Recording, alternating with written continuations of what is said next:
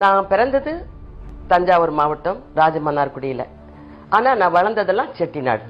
அது எல்லாருக்கும் உங்களுக்கு எல்லாம் தெரியும். ஏன் இதை சொல்றேன்னு சொன்னா, நான் பிறந்த மாவட்டத்தில் உள்ள நிறைய பேர் இருக்கிறாங்க கலைஞர்கள்.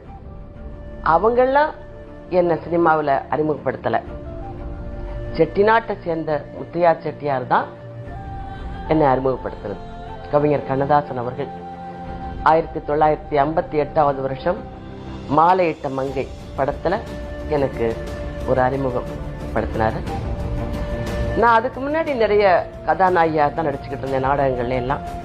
படத்துல தான் நான் காமெடியா நகைச்சுவை வேஷத்துல வந்தேன். நகைச்சுவைன்னா என்னன்னு எனக்கு தெரியாது. இப்படி பண்றீங்களே அப்படின்னு நான் கேட்டேன். இல்ல நீ நடி பார்க்கலாம் அப்படின்னு. அவர் அவருடைய மோதிர கையினால குட்டுப்பட்டதுனாலதான் நான் இவ்வளவு நாளும் இந்த கலை உலகத்துல இருந்துகிட்டு இருக்கேன்.